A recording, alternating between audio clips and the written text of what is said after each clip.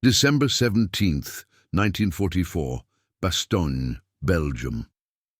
The frigid winter air cut through Major William Desabry's wool uniform as he squinted at the approaching German column through his field glasses. Snow crunched beneath the boots of his men from Team Desabry, a hastily assembled combat command of the 10th Armored Division. They had been rushed to this critical crossroads town just hours earlier. Across the field, the silhouettes of German Panther tanks emerged from the forest mist. Desabry smiled grimly, confident in the solid stone farmhouses and concrete pillboxes they'd commandeered for defense. "Those will hold against anything the Krauts throw at us," he assured his radioman. The Germans would soon discover that American determination, backed by Belgian stone, would be an immovable obstacle to their Ardennes offensive. But within 48 hours, Desabry would learn a shocking lesson about what truly constituted reliable shelter in modern warfare. And it wasn't what anyone expected. Before we dive into this story, drop a quick hi in the comments and tell me where you're watching from. It really helps support the channel. This is the remarkable tale of how America's humble, curved, corrugated steel Quonset huts, hastily manufactured shelters that could be assembled by 6 men in a day, would consistently outlast massive concrete fortifications that took months to build, fundamentally changing military construction philosophy for generations to come. Colonel Howard Leavitt of the Army Corps of Engineers stepped into the dim interior of the forward command post near Saint-Lô, France, in July 1944. Outside, the unmistakable whistle of incoming German 88mm shells pierced the air. The ground shook as explosions erupted across the American position, throwing dirt and debris against the curved metal walls of the temporary structure. Leavitt's aide, Lieutenant Daniel Morrison, ducked instinctively, but the colonel merely glanced up at the corrugated steel ceiling overhead. "They've been shelling us for 3 hours, sir," Morrison said, brushing dust from his uniform. "Maybe we should move to that concrete bunker we passed about half a mile back." Leavitt shook his head. "That's the 3rd Quonset we've used this week. The other 2 took direct hits, and we just moved the operations equipment to the next one. How many concrete bunkers have you seen still standing after a direct hit?" Morrison considered this. "None, sir." "Exactly," Leavitt replied, unfolding a map on the makeshift table. "When concrete fails, it fails catastrophically. When these steel eggs take a hit, they dent, they tear, but they rarely collapse entirely. Now show me where those new supply lines are coming through." The story of America's Quonset huts began well before D-Day. In 1941, as the United States prepared for possible entry into the war, the Navy faced an urgent housing crisis. With thousands of personnel being deployed to remote bases around the world, traditional construction methods were simply too slow and resource-intensive. The solution came from a team at the Construction Battalion Center in Quonset Point, Rhode Island, led by Captain Raymond V. Hunton and Commander H.F. Carlson. Peter Harrington, a civilian engineer attached to the project, recalled the pressure they faced in an interview given in 1962. "We had 45 days to develop a structure that could be mass-produced, shipped anywhere in the world, and assembled without skilled labor. The Navy told us it must withstand snow loads of 40 pounds per square foot, winds up to 125 miles per hour, and be buildable on any terrain from coral atolls to frozen tundra." Quite frankly, we thought they were asking the impossible. The team looked to the British Nissen hut from World War I, but made crucial modifications. The Quonset design featured a stronger semicircular arch formed of corrugated steel sheets over lightweight steel ribs. The ends were enclosed with plywood featuring doors and windows. The interior could be insulated and outfitted with flooring, electricity, and plumbing as needed. Most importantly, each hut could be packed into a compact crate weighing under 700 pounds, light enough to be transported by truck, ship, or aircraft. By 1943, American factories were producing Quonset huts at an astounding rate. The Great Lakes Steel Corporation alone manufactured components for more than 25,000 units per month, 170,000 square feet of new military infrastructure daily. For comparison, German construction firms struggled to produce 8,000 square feet of reinforced concrete bunkers in the same time frame. On the marshy grounds of Henderson Field on Guadalcanal, Marine Corps Captain James Whitmore supervised as 6 of his men assembled a Quonset hut that would serve as their squadron's operations center.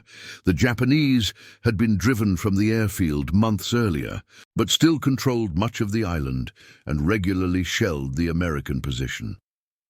"How much longer, Sergeant?" Whitmore asked, checking his watch. The tropical sun beat down mercilessly.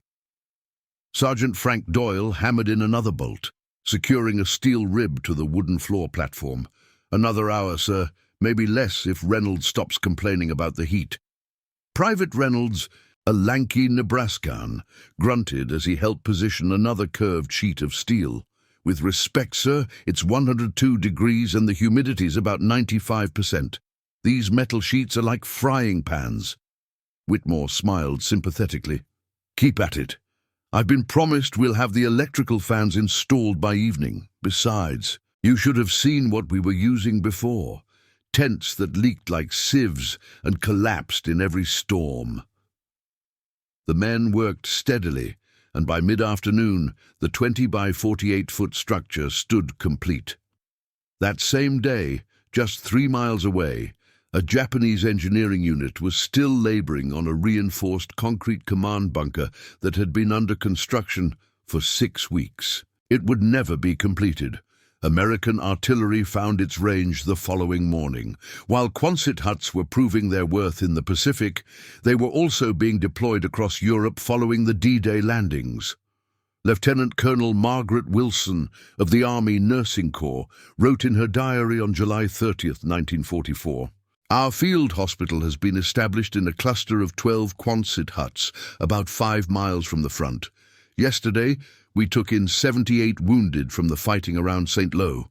At 0200 hours this morning, a German artillery barrage hit our position. 1 shell struck directly on hut number 3, our surgical prep area. The corrugated steel was punctured and deformed, but remained standing. We lost some equipment, but no personnel. The 4 nurses inside described how the shell hit with a tremendous bang, causing the whole structure to flex but not collapse. They immediately evacuated the patients, and we were back in operation within 3 hours. I cannot imagine the casualties we would have suffered had this been a conventional building." This flexibility, both literal and figurative, gave the Quonset hut a distinct advantage over more substantial structures. Dr. Harold Jensen, structural engineer with the War Department, conducted a comparative study in 1944 that yielded surprising results. "Our analysis of 244 direct artillery hits on field structures showed that Quonset-type buildings had a 73% survival rate, where the structure remained at least partially functional. Similar concrete bunkers had only a 26% functional survival rate.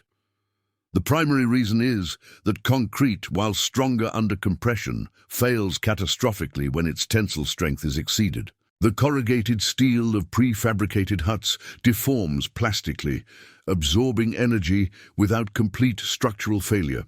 At Ramstein Air Base in Germany, Technical Sergeant Walter Miller stood in the rain, watching as a 200-pound bomb was loaded onto a B-17 Flying Fortress. The April 1945 morning was grey and miserable, but the mission would proceed regardless of weather. His attention was drawn to a commotion at the far end of the airfield. "What's happening over there?" he asked a passing mechanic. "Kraut artillery," the mechanic replied without breaking stride. "They've been trying to hit the fuel depot all morning, but keep missing. They got one of the Quonsets instead." Miller jogged over to the site. The Quonset hut that had served as squadron intelligence had indeed taken a direct hit. The shell had punched through the curved roof, leaving a ragged hole about 3 feet in diameter. Papers were scattered everywhere, and a map board had been knocked over. But the building itself was largely intact. Inside, personnel were already sweeping up glass and debris. Captain Howard Reynolds, the intelligence officer, looked up as Miller entered. "As you can see, Sergeant, we're experiencing some redecorating courtesy of the Wehrmacht." "Anyone hurt?" Miller asked, surveying the damage. "Corporal Davis got some cuts from flying glass, but he'll be fine. We'll have this patched up by evening," Reynolds said, pointing to a repair crew already measuring the hole. "The Germans seem particularly annoyed with us today." As if to emphasize his point, the unmistakable whistle of another incoming shell pierced the air. Both men dove for cover as an explosion rocked the ground approximately 200 yards away. "That was closer to the concrete command bunker," Miller observed, peering out the doorway. When the dust cleared, they could see that the shell had indeed struck near the reinforced concrete bunker that housed the base commander and communications center. Unlike the Quonset, however, the bunker's roof had partially collapsed, and men were frantically digging through the rubble.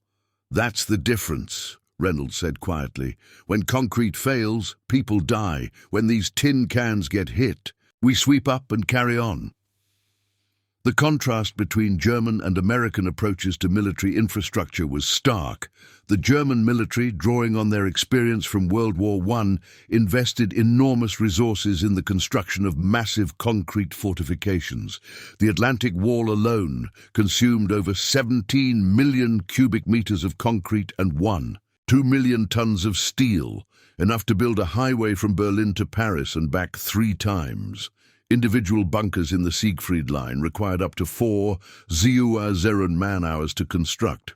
In comparison, the United States produced over 170 Sunaz's Quonset huts during the war, each requiring only about 50-60 man-hours to assemble.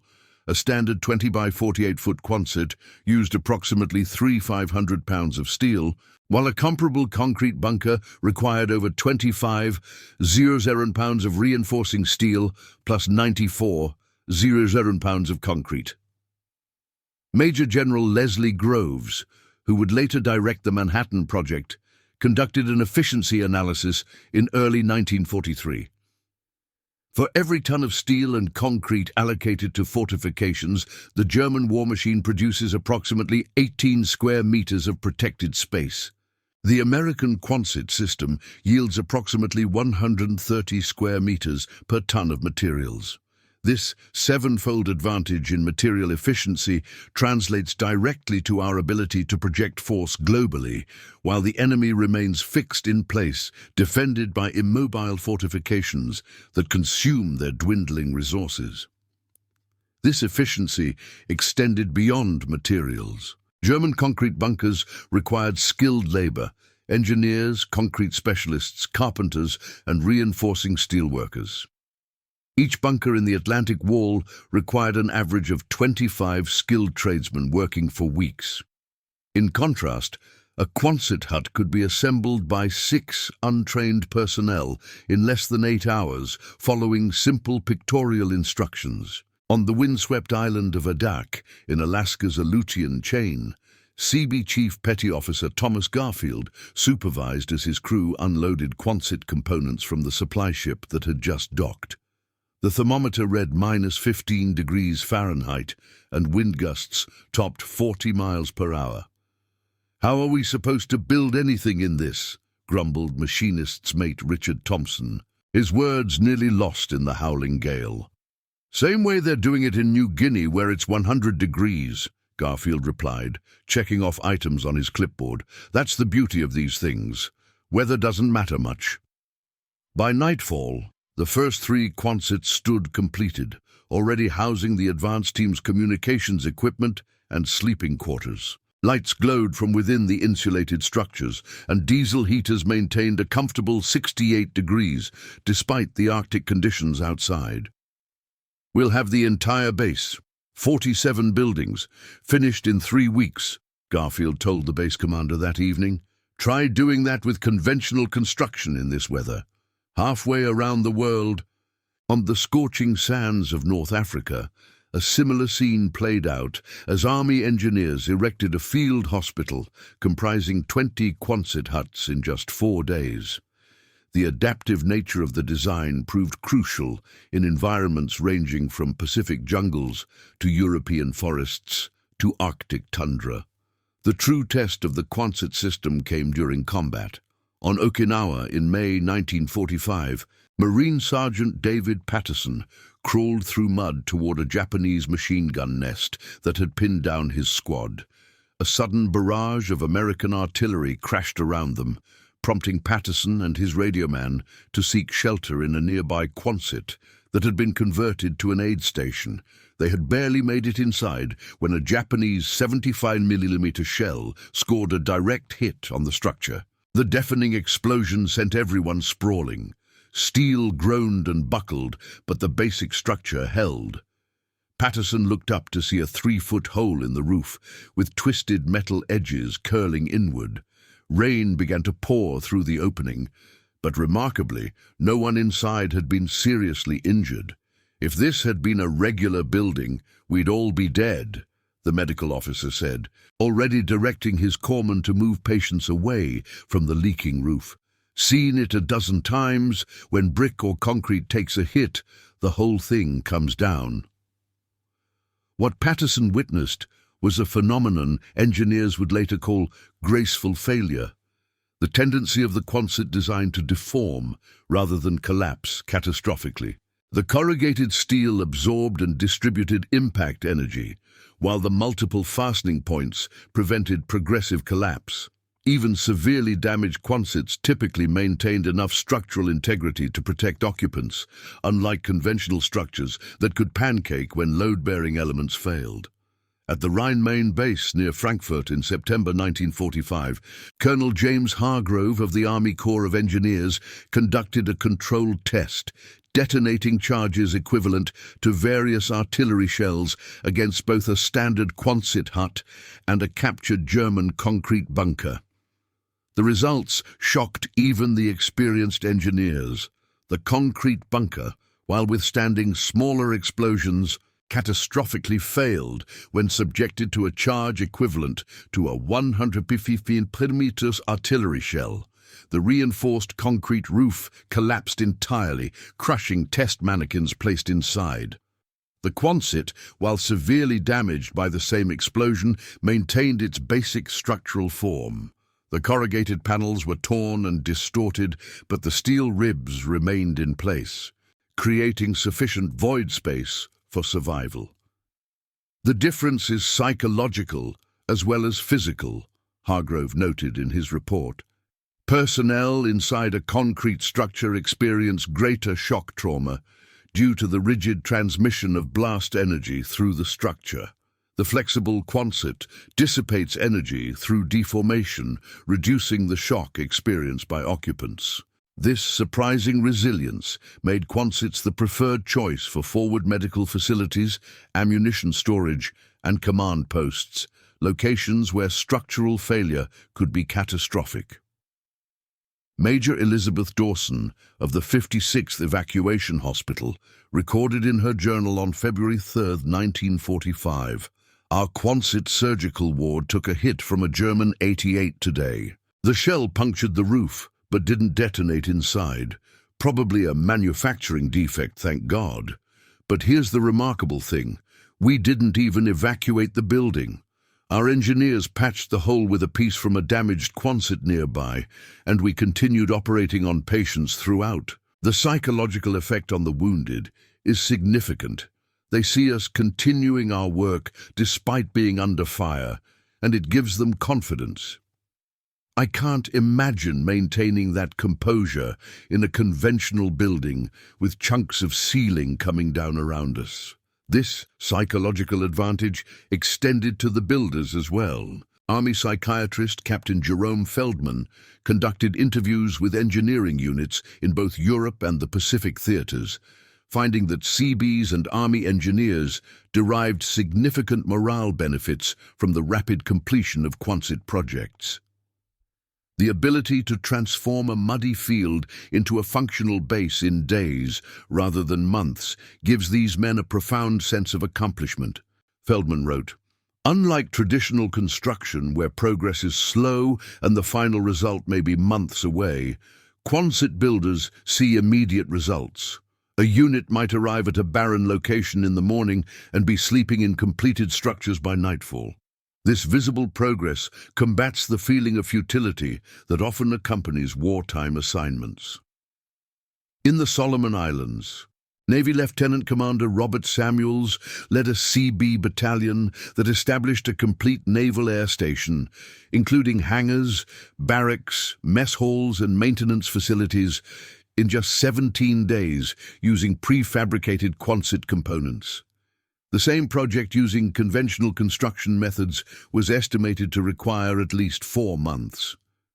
"We're not just building faster," Samuels told a war correspondent in August 1943. "We're changing the fundamental relationship between combat operations and infrastructure. In previous wars, you had to secure territory, then build your bases, then begin operations. Now we can establish functional facilities so quickly that construction and operations happen almost simultaneously. It's compressing the timeline of warfare." This compression proved particularly valuable during the island-hopping campaign in the Pacific, where newly captured territory needed to be rapidly converted into operational bases.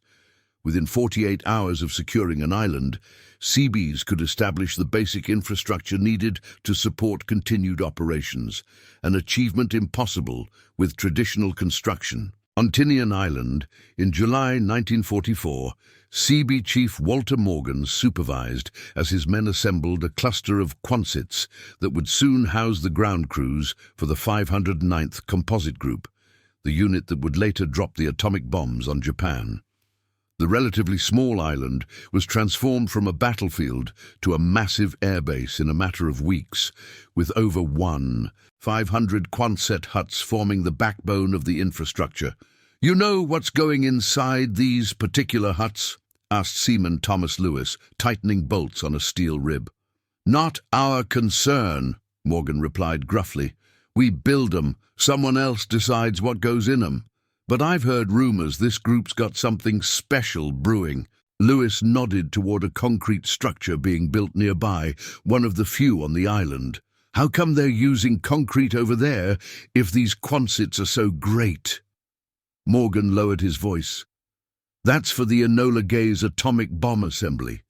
Some things are too sensitive even for our trusty Quonsets, but look around. Everything else on this island that matters is curved steel." Indeed, the 509th support facilities, maintenance shops, barracks, mess halls, and operations buildings were all Quonsets. Only the most critical atomic components warranted the time and resources for concrete construction. The irony wasn't lost on Colonel Paul Tibbets, commander of the 509th, who later remarked, "We assembled the most destructive weapon in human history inside glorified tin cans that we could have taken down and moved somewhere else in a day if needed. The permanent structure we built for the bomb assembly is still there on Tinian, but most of the Quonsets were shipped elsewhere after the war. That tells you something about the American approach to warfare. We value mobility and adaptability over permanence." This philosophy stood in stark contrast to the German and Japanese emphasis on permanence and impregnability. The massive Japanese cave fortifications on Iwo Jima took years to construct and were ultimately defeated. The Atlantic Wall, despite consuming resources equivalent to 400 medium tanks, failed to prevent the Allied invasion.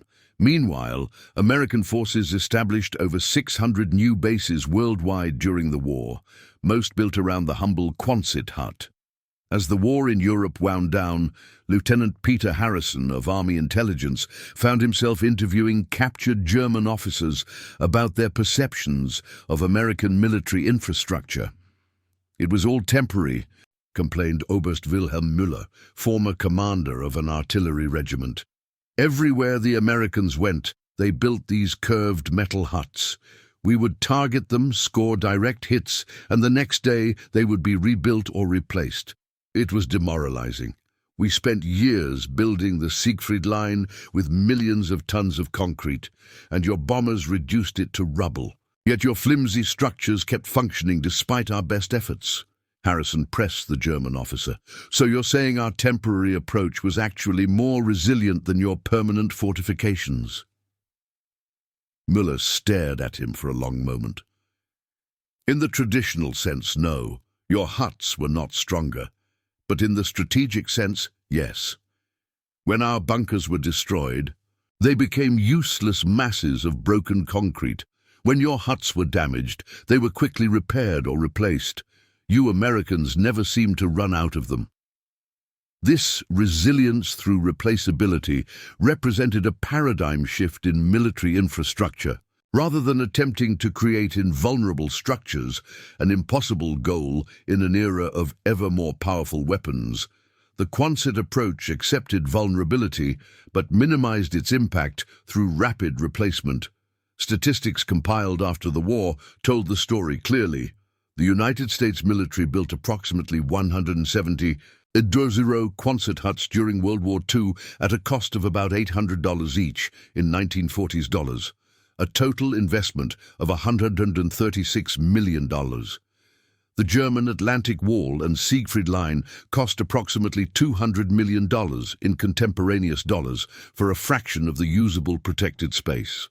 More importantly, when damaged, Quonsets could be repaired for about 15% of their original cost, while damaged concrete bunkers typically required complete replacement. Captain Roger Williams of the Army Quartermaster Corps conducted a comprehensive assessment in late 1945.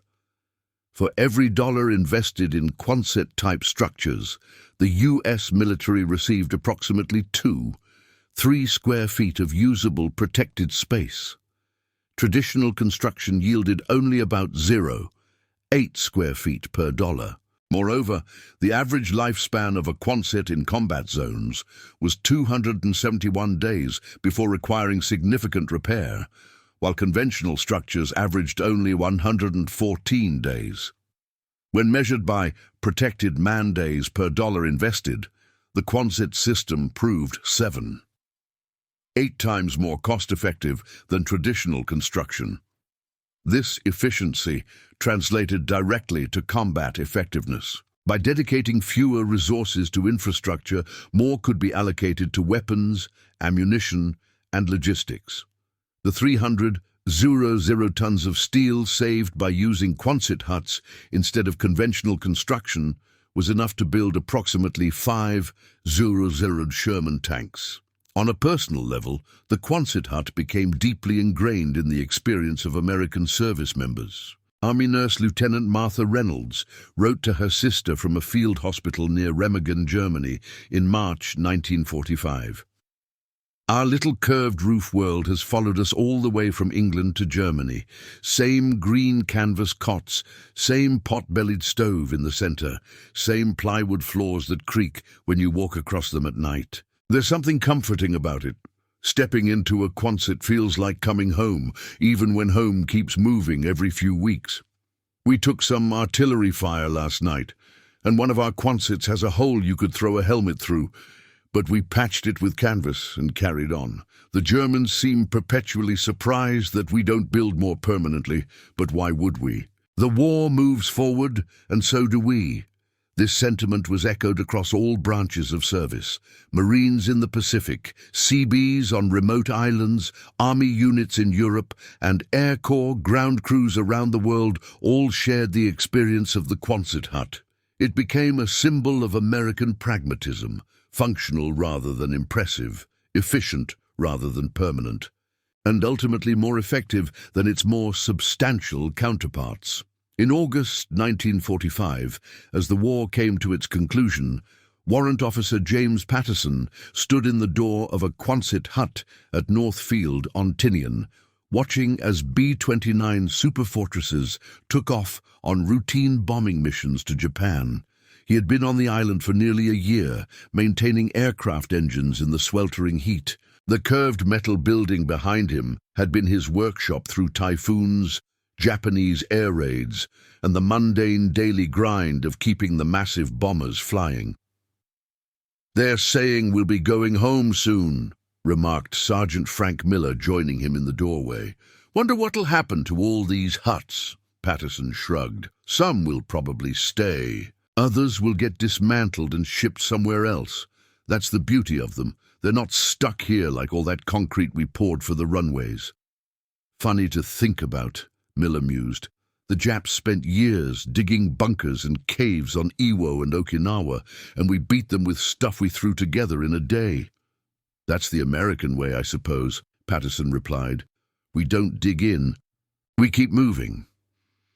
In the years following World War II, the lessons of the Quonset hut profoundly influenced military construction doctrine. The concept of temporary permanence, structures designed for limited lifespans but capable of serving effectively during that period, became central to military planning. Rather than building for decades, facilities were designed for specific operational timelines with an emphasis on rapid deployment and, if necessary, rapid replacement. During the Korean War, modified T-rib huts, evolved from the Quonset design, became the standard for forward bases. In Vietnam, the Quonset-inspired Southeast Asia hut incorporated lessons learned from two previous wars. By the Gulf War in 1991, rapidly deployable tensioned fabric structures had replaced metal Quonsets in many applications, but the underlying philosophy remained unchanged: mobility over permanence, replacement over reinforcement. The humble Quonset hut, originally designed as a simple expedient in 1941, ultimately revolutionized military logistics and construction. Its true strength lay not in its resistance to damage, but in its replaceability, embodying the American industrial approach to warfare. While German and Japanese forces built as if each position would be the decisive battleground, American forces built as if no position was worth becoming tied down to, always looking forward to the next advance. In the final analysis, the Quonset hut's success represented more than just efficient engineering. It symbolized a fundamental philosophical difference in how nations approached warfare. The concrete bunker represented the belief that one could create something impervious to attack, a perfect defense. The Quonset acknowledged vulnerability but minimized its impact through industrial capacity and logistical flexibility. History would prove the latter approach far more effective. The war wasn't won by perfect defenses, but by the ability to absorb damage and continue functioning, exactly what the curved steel structures provided. Colonel Howard Leavitt, who had watched German shells bounce off Quonset huts in Normandy, perhaps summed it up best in a 1947 lecture at the Army Engineering School. The concrete bunker represents an attempt to deny reality, the reality that in modern warfare anything can be destroyed. The Quonset accepts that reality and responds with replaceability rather than reinforcement. It's the difference between trying to build something that cannot be destroyed and building something that doesn't matter if it is destroyed, because you can just build another one. In that distinction lies the secret of why our humble huts survived what concrete bunkers couldn't. And that concludes our story. If you made it this far, please share your thoughts in the comments. What part of this historical account surprised you most? Don't forget to subscribe for more untold stories from World War II and check out the video on screen for another incredible tale from history. Until next time.